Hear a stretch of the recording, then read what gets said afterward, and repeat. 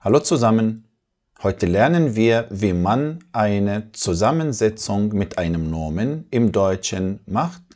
Für ein Kompositum braucht man mindestens 2 Wörter. Ein Wort, das ein anderes Wort beschreibt und bestimmt. Wie kann man Komposita mit einem Nomen machen? Das lernen wir in diesem Video. Da haben wir 2 Nomen zusammen ohne ein Folgenelement, ohne etwas dazwischen. Beispiele dafür: der Tisch zusammen mit das Bein, da sagen wir das Tischbein. Der Müll mit der Eimer heißt dann der Mülleimer. Das Auto zusammen mit die Bahn, da sagen wir die Autobahn. Der Mond plus der Schein heißt dann der Mondschein. Der Arm plus das Band heißt das Armband. Da haben wir 2 Nomen zusammen und zwischen den 2 Nomen haben wir kein Folgenelement. Wir haben nichts dazwischen. Da haben wir 2 Nomen mit dem Folgenelement n. Das Folgenelement n ist hier die Pluralform des Nomens. Beispiele dafür: die Küche zusammen mit der Tisch, da sagen wir der Küchentisch.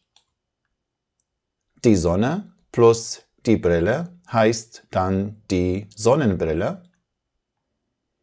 Die Straße mit die Bahn, die Straßenbahn. Die Tasche mit die Lampe heißt die Taschenlampe. Der Löwe plus das Fell heißt dann das Löwenfell. Da haben wir n zwischen den 2 Nomen und dieses n ist hier die Pluralform vom ersten Nomen. Eine Küche, 2 Küchen. Manchmal haben wir als Folgenelement en und dieses en ist hier auch die Pluralform des Nomens. Beispiele dafür: der Student das Futter, da sagen wir das Studentenfutter. Der Mensch das Alter heißt dann das Menschenalter. Der Bär, der Käfig heißt dann der Bärenkäfig. Der Herr zusammen mit der Abend heißt der Herrenabend. Der Held plus die Tat heißt die Heldentat. Der Präsident mit die Wahl heißt die Präsidentenwahl. Da haben wir zwischen den 2 Nomen en und dieses en ist die Pluralform des ersten Nomens. Der Student, die Studentin. Manchmal haben wir es zwischen den 2 Nomen. Beispiele dafür: die Arbeit plus die Zeit heißt dann die Arbeitszeit. Der Krieg mit das Schiff heißt das Kriegsschiff. Die Liebe plus das Lied, das Liebeslied. Der Frühling plus das Fest heißt das Frühlingsfest. Die Geburt mit dem Wort der Tag heißt dann der Geburtstag. Da haben wir es zwischen den beiden Wörtern und Es ist meistens nicht leicht zu sagen, warum wir dieses S hier haben. Manchmal ist es hier die Genitivform des ersten Wortes. Da sagen wir das Schiff des Kriegs. Es ist Genitiv, aber hier Genitiv von Arbeit ist der Arbeit. Deshalb hat dieses S hier nichts mit dem Genitiv zu tun.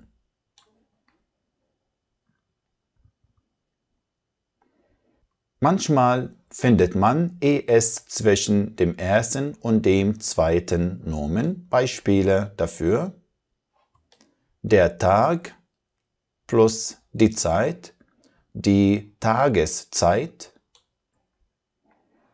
der Sieg plus die Feier heißt dann die Siegesfeier, der Bund mit dem Wort der Tag heißt dann der Bundestag. Das Jahr und der Beginn heißen zusammen der Jahresbeginn. Der Stand und das Amt heißen das Standesamt. Und das Kind zusammen mit das Alter heißt dann das Kindesalter. Da haben wir zwischen dem ersten und dem zweiten Nomen es. Dieses es haben wir hier normalerweise, wenn das erste Nomen aus nur einer Silbe besteht, wenn das erste Nomen kurz ist wie diese Nomen hier.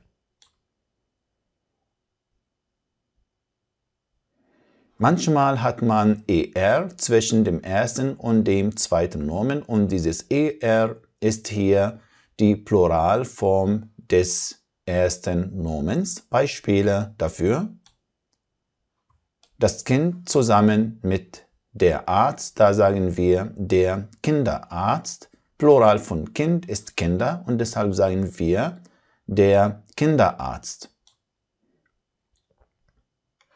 Das Rind plus der Braten heißt dann der Rinderbraten.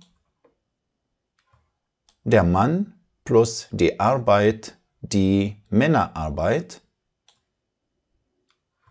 Das Ei plus die Schale heißen dann die Eierschale.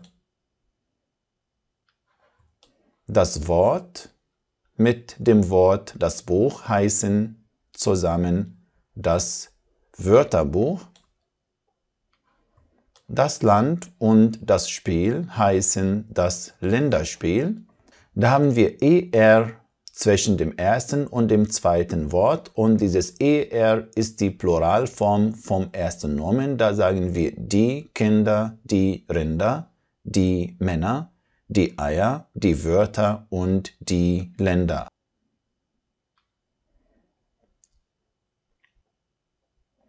Manchmal hat man eine Zusammensetzung von einem Verb und einem Nomen.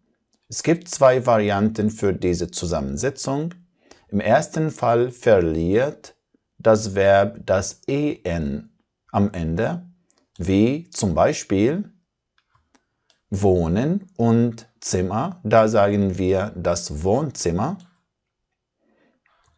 Schlafen mit dem Wort das Zimmer heißt dann das Schlafzimmer. Sprechen plus die Stunde, die Sprechstunde. Da verliert das Verb en am Ende, wenn wir dieses Verb mit einem Nomen zusammensetzen. Manchmal verliert das Verb nur das n am Ende. Beispiele dafür: warten plus das Zimmer, da sagen wir das Wartezimmer mit e am Ende. Lesen plus das Buch, das Lesebuch. Baden plus die Hose, die Badehose.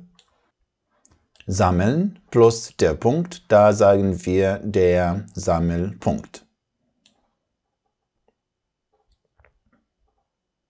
Es gibt auch Zusammensetzungen von einem Adjektiv und einem Nomen. Beispiele dafür: kurz plus die Arbeit heißt dann die Kurzarbeit. Voll plus die Zeit heißt dann die Vollzeit. Frei plus die Zeit, die Freizeit. Klein plus der Garten ist dann der Kleingarten. Bunt plus der Stift ist der Buntstift. Falsch plus das Geld heißt dann das Falschgeld. Wir haben auch Zusammensetzungen von einer Präposition mit einem Nomen, zum Beispiel über plus die Stunde heißt dann die Überstunde. Neben plus die Kosten ist die Nebenkosten.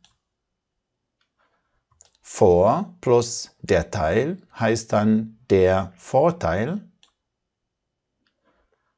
Nach plus der Teil ist der Nachteil.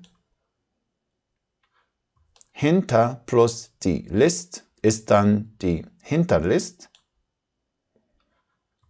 Über plus die Stufe ist die Überstufe. Da haben wir eine Präposition und ein Nomen. Man kann auch eine Zahl zusammen mit einem Nomen finden, zum Beispiel 4 plus das Eck ist das Viereck.